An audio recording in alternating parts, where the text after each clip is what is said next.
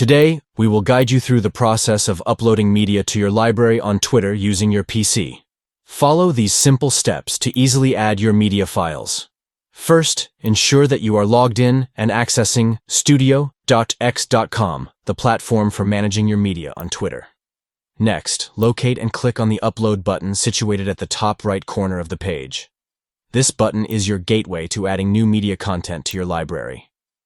Now, it's time to select the media files you wish to upload from your computer. You have the flexibility to choose one or multiple files, depending on your needs. After you have made your selection, the upload process will begin automatically. Sit back and relax as your media files are transferred to your library on Twitter.